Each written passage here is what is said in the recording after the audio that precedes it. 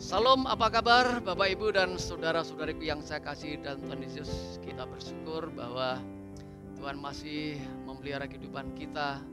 Kita percaya kehidupan, kekuatan, kesehatan datangnya anugerah Tuhan. Mari kita akan belajar firman Tuhan dan kita berdoa sebelum kita belajar firman Tuhan. Bapa yang baik, kami bersyukur atas anugerah-Mu yang terus pelihara kehidupan kami. Kami bersyukur hari ini Tuhan berikan kesempatan buat kami belajar firman-Mu. Mohon Roh Kudus berikan pengertian akan firman Tuhan yang kami pelajari. Dalam nama Tuhan Yesus kami berdoa. Amin. Kita belajar firman Tuhan dari kitab Kejadian pasal yang ke-6 ayat 1 sampai ayat yang ke-6. Kejadian pasal yang ke-6 ayat pertama sampai ayat ke-6 begini bunyi firman Tuhan. Judulnya kejahatan manusia. Ketika manusia itu mulai bertambah banyak jumlahnya di muka bumi, dan bagi mereka lahir anak-anak perempuan, maka anak-anak Allah melihat bahwa anak-anak perempuan manusia itu cantik-cantik. Lalu mereka mengambil istri dari antara perempuan-perempuan itu, siapa saja yang disukai mereka. Berfirmanlah Tuhan, Rohku tidak akan selama-lamanya tinggal diam di dalam manusia, karena manusia itu adalah daging, tetapi umurnya akan 120 tahun saja. Pada waktu itu orang-orang raksasa ada di bumi, dan juga pada waktu sesudahnya, ketika anak-anak Allah menghampiri anak-anak perempuan manusia, dan perempuan-perempuan itu melahirkan anak-anak bagi mereka. Inilah orang-orang yang gagah perkasa di zaman purbakala, orang-orang yang kenamaan. Ketika dilihat Tuhan bahwa kejahatan manusia besar di bumi, dan bahwa segala kecenderungan hatinya selalu membuahkan kejahatan semata-mata, maka menyesalah Tuhan bahwa Ia telah menjadikan manusia di bumi, dan hal itu memilukan hatinya. Saya sekarang berada di tempat wisata dengan latar belakang rumah betang ya. Rumah betang ini bagi masyarakat Dayak ya, yang tinggal di kota Sintang secara khusus ya, adalah rumah yang digunakan pada masa itu ya. Bentuk rumahnya itu berderet panjang ya, ada beberapa pintu ya, dan setiap pintu itu ada satu keluarga ya, hanya dipisahkan oleh dinding ya, seperti itu ya. Mereka dalam satu keluarga, satu bilik atau satu pintu itu. Nah, tujuannya apa? Rumah betang itu dibangun pada zaman dulu ya. Tujuannya adalah supaya tentunya zaman dulu belum banyak manusia ya, masih banyak tinggal di hutan-hutan, masih banyak hutan, sehingga binatang-binatang buas masih berkeliaran dan membahayakan mereka, menghindari adanya bahaya-bahaya seperti itu. Nah, dan yang berikutnya tujuannya supaya membangun sebuah kekerabatan, membangun sebuah hubungan sosial yang baik, kerukunan di sana dibangun. Sehingga ketika ada persoalan-persoalan tidak sulit untuk segera berkumpul cari solusi-solusi. Nah, itulah tujuan sebuah keluarga. Tuhan juga membangun sebuah keluarga dengan tujuan supaya di dalam kehidupan keluarga itu saling membangun, saling menguatkan, mendewasakan kehidupan rohani. Dalam nas yang kita baca ini, keluarga pada zaman dahulu, pada zaman Nuh, tidak seperti itu. Ya. Mereka punya cara-cara yang salah dalam membangun rumah tangga. Sehingga dalam nas yang kita baca, ayat 6 tadi dikatakan, kondisi demikian memilukan hati Tuhan. Tuhan menyesal, artinya Tuhan berduka dengan kondisi kehidupan keluarga pada masa itu. Karena apa? Sudah melanggar dari rencana Allah di dalam membangun rumah tangga. Nah, kita akan belajar ya, bagaimana bentuk kehidupan keluarga yang tidak dikehendaki Tuhan, yang membuat Tuhan berduka, sedih. Kita lihat yang pertama di dalam ayat yang kedua. Di situ dikatakan demikian ya. Ayat yang kedua, maka anak-anak Allah melihat bahwa anak-anak perempuan manusia itu cantik-cantik. Lalu mereka mengambil istri dari antara perempuan-perempuan itu, siapa saja yang disukai mereka. Sikap yang pertama Sebuah rumah tangga yang membuat Tuhan berduka dan Tuhan tidak berkehendaki yang demikian adalah didasarkan pada pertimbangan lahiriah. Membangun sebuah rumah tangga hanya didasarkan pertimbangan-pertimbangan yang sifatnya jasmani. Dilihat dari penampilan wajah, kalau itu cantik, tampan, ya nikah, ya. Tidak melihat bagaimana latar kehidupan imannya, tidak diperhatikan hal seperti itu. Melihat bahwa kelihatannya itu ekonominya bagus, kehidupan sosialnya bagus, sebagai dasar bangun rumah tangga. Atau dengan kata lain, mereka membangun rumah tangga hanya berdasarkan pada keinginan hawa nafsu saja.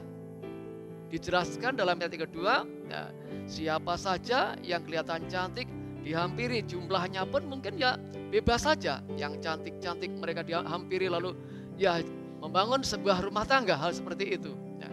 Padahal kalau kita perhatikan dalam kitab Kolose, Bapak Ibu Saudaraku ya, Kolose pasal yang ketiga ayat 5, ya, matikanlah sesuatu yang duniawi, percabulan, hawa nafsu, ya, yang sama dengan penyembahan berhala. Ya.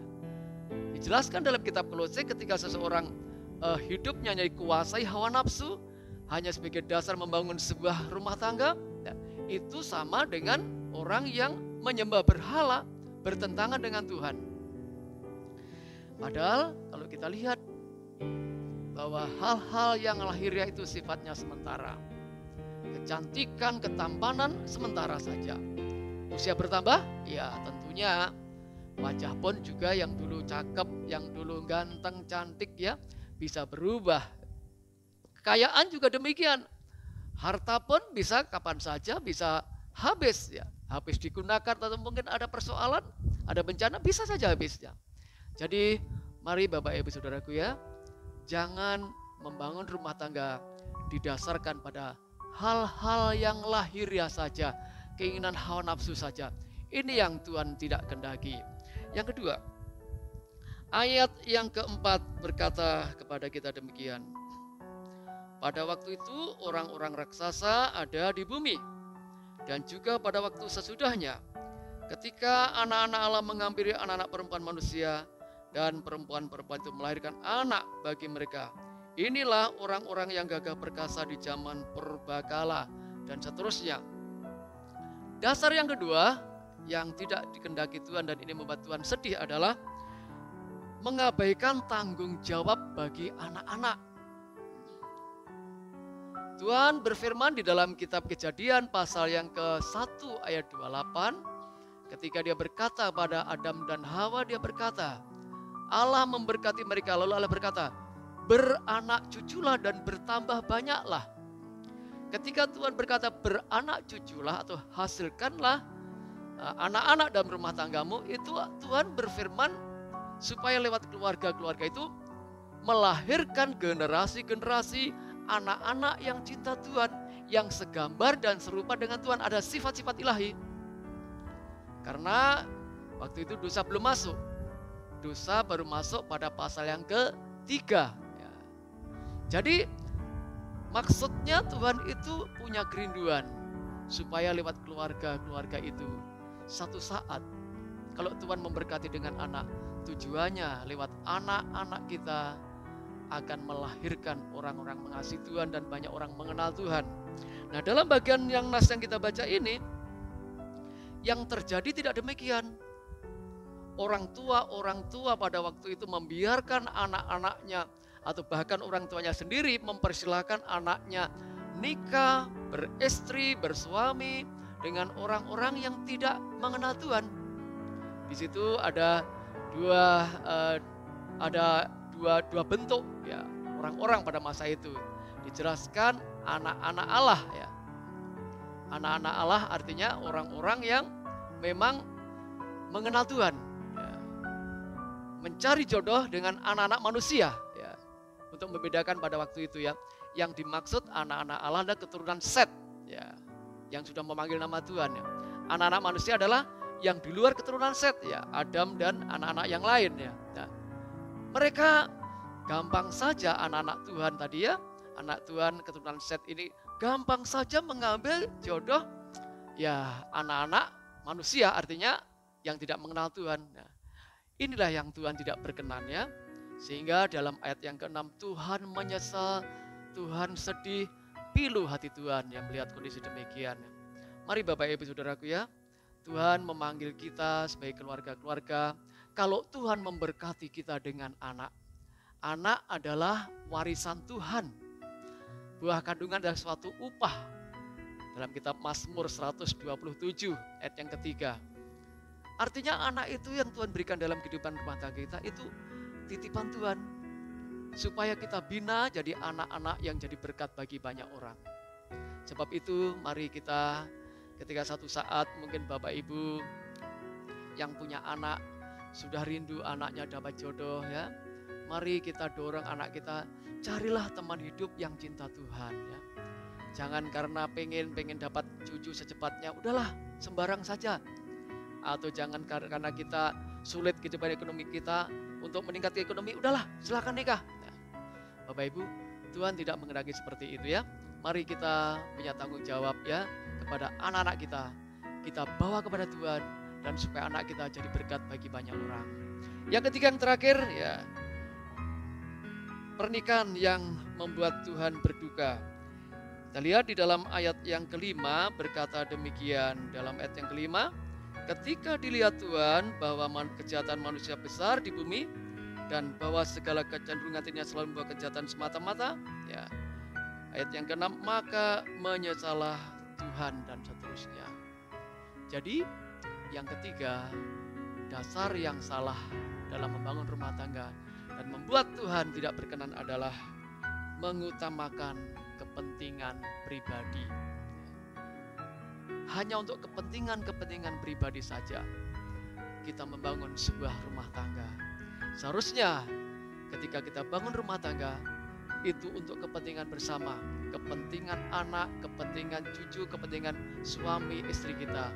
Seperti tadi ya kita lihat rumah betang ya yang kita lihat pada layar ini ya. Nah, dibangun dengan tujuan supaya saling ada kepedulian sosial, saling ada membangun. Itulah tujuan Tuhan bangun rumah tangga. Nah, dalam nas kita baca ini, ya, mereka hanya untuk menyenangkan hatinya sendiri, atau dengan kata lain untuk mengutamakan kepentingan pribadi. Dan itulah yang Tuhan tidak kehendaki ya. Mari Bapak Ibu Saudaraku, ketika Tuhan menghendaki kita membangun rumah tangga, jadikan keluarga sebagai tempat untuk membangun kebersamaan dalam rumah tangga. Ya. Anak-anak, suami, istri, dan orang yang datang dalam rumah tangga kita akan diberkati oleh kehidupan rumah tangga kita. Jadi kita belajar ada 3 sikap dalam membangun rumah tangga yang Tuhan tidak kehendaki, yang membuat Tuhan tidak berkenan atau berduka. Yang pertama, hanya didasarkan pertimbangan lahiriah, pertimbangan rohani perlu di dalam membangun rumah tangga, itu sangat penting. Yang kedua, mengabaikan tanggung jawab untuk generasi atau anak-anak kita. Tuhan panggil kita bertanggung jawab untuk melahirkan generasi yang cinta Tuhan. Yang ketiga, hanya mementingkan kepentingan pribadi. Tuhan mau bangun rumah tangga itu harus ada kerjasama untuk kepentingan pasangan kita, juga untuk kepentingan anak-anak kita dan orang-orang di sekitar kita. Kiranya Tuhan memberkati kita. Amin. Mari kita berdoa. Bapak, terima kasih buat firman-Mu. Tanamkan firman Tuhan dalam kehidupan kami, supaya kami tidak salah dalam membangun rumah tangga. Terima kasih. Di dalam nama Tuhan Yesus kami bersyukur, kami berdoa. Amin. Salam, Tuhan memberkati.